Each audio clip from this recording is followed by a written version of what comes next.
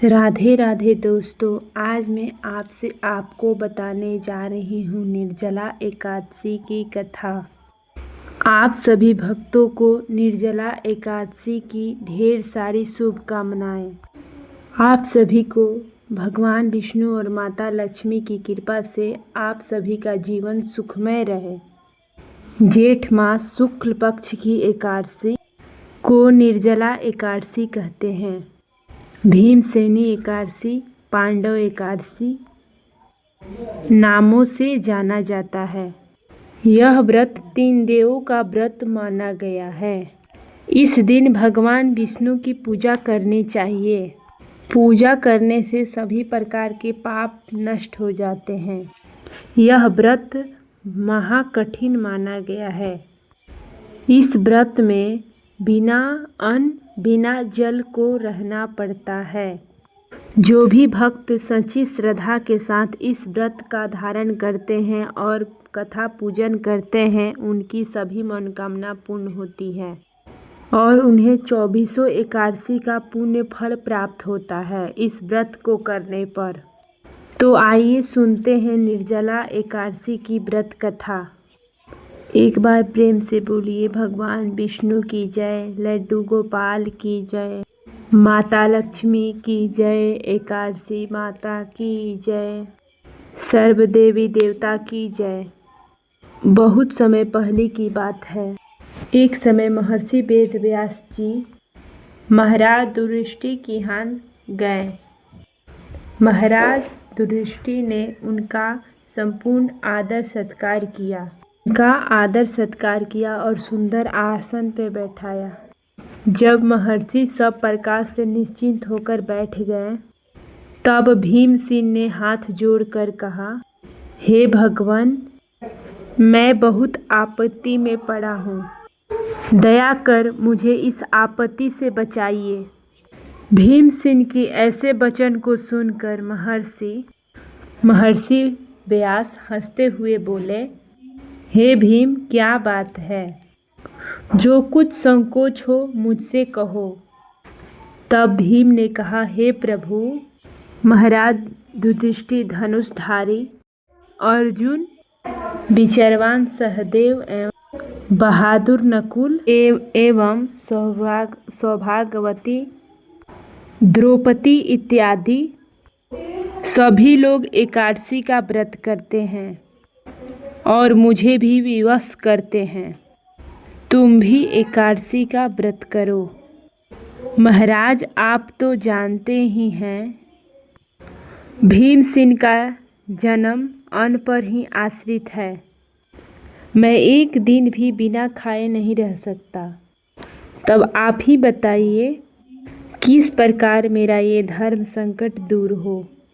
भीमसेन की ऐसे वचन सुनकर व्यास जी ने बोला, मानव धर्म के संपूर्ण कथा मैं तुमको सुना चुका हूँ। साथ में मैं वैदिक धर्म की भी कथा को सुना चुका हूँ और यह भी बतलाया और समझाया है, कली काल में समस्त धर्म कार्य करना असंभव नहीं, तो कठिन और दुष्कर तो जरूर है।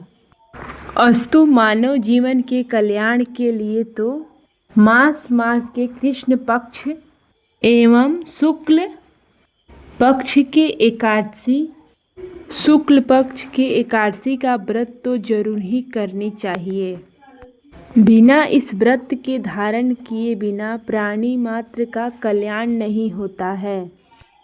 महर्षि व्यास के ऐसे वचन को सुनकर भीमसेन अपनी धर्म वीरता के कारण वेद के समान कांपने लगे और अत्यंत ही भयभीत होकर बोले, हे प्रभु, यह तो ठीक है, परंतु व्रत को रखना या भूखा रहना मुझे मृत्यु से बढ़कर है, तो भी हर महीने में 2 बार। तो आप कोई ऐसा व्रत बताइए जिसमें जो कर मैं एक दिन भूखा रहकर ही मैं पापों से मुक्ति हो जाऊं। भीमसेन के ऐसे वचन को सुनकर महर्षि वेदव्यास ने बोला, अच्छी बात है, मैं तुम्हें व्रत बतलाता हूँ।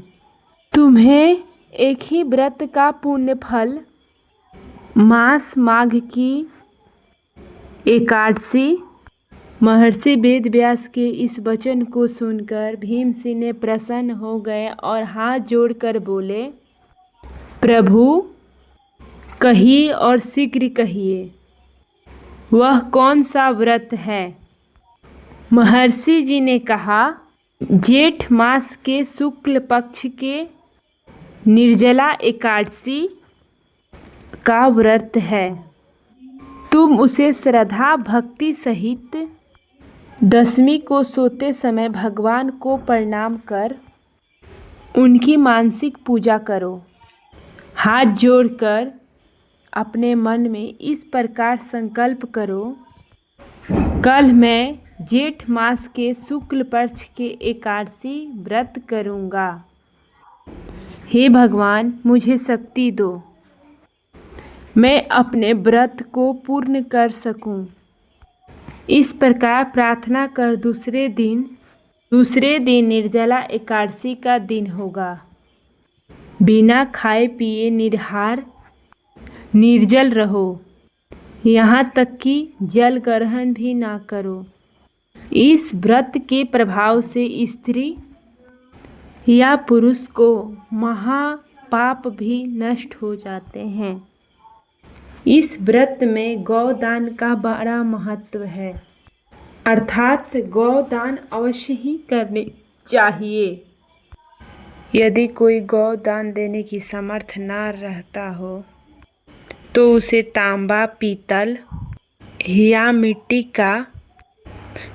का पानी भरा हुआ घड़ा, उसमें थोड़ा सा सोना छोड़कर उसे वस्त्र में लपेटकर उसे ब्राह्मण को श्रद्धा भक्ति भाव से दान करनी चाहिए। इस प्रकार जल दान देने एवं व्रत समाप्ति तक जल ना ग्रहण करने वाले प्राणियों को एक एक क्षण में कोटि गौदान का पूर्ण फल प्राप्त होता है। उस दिन यह कार्य अर्थात यज्ञ इस प्रकार श्री कृष्ण जी ने स्वयं कहा है। फिर दूसरा पूर्ण कार्य करने की क्या आवश्यकता है? विष्णु लोक की प्राप्ति इसी निर्जला व्रत के द्वारा ही हो सकती है। इस दिन फलाहार करनी चाहिए। अन्न खाने वाले को अनेकों प्रकार की दुर्दशाएं होती है और वह चंडाल स्वरूप समझे जाते हैं। इस व्रत के प्रभाव से चोर हर प्रकार की पापियों का उद्धार होता है। श्रद्धालु स्त्रियों पुरुषों को विशेष उस दिन भगवान विष्णु भगवान की पूजा करनी चाहिए और ब्राह्मणों को भोजन अथवा वस्त्र दान करनी चाहिए। एकादशी करने वाले को वस्त्र, गाय, सब कुछ ब्राह्मणों को जो श्रद्धा हो उसे दान करनी चाहिए। उपहार दान देने से स्वर्ग लोगों की प्राप्ति होती है। जो भी भक्त इस दिन पूजा पाठ श्रद्धा से रात्रि जागरण करके पूजा पाठ करते हैं उसे स्वर्ग की प्राप्ति होती है।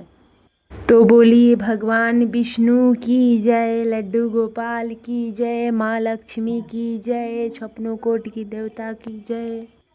इस दिन भगवान विष्णु और माँ लक्ष्मी की पूजा करनी चाहिए। इस दिन निर्जला एकादशी करने को लिए 26 एकादशी का फल आपको प्राप्त होगा। और इस दिन भगवान विष्णु और माँ लक्ष्मी की पूजा करें, लड्डू गोपाल को पूजा करें, सभी देवता देवी को पूजा करें। आपका निर्जला एक बार बोले श्रीमन भगवान विष्णु भगवान की जय, माँ लक्ष्मी की जय, एकादशी महाराज की जय, छप्पनों कोटि की देवी देवता की जय।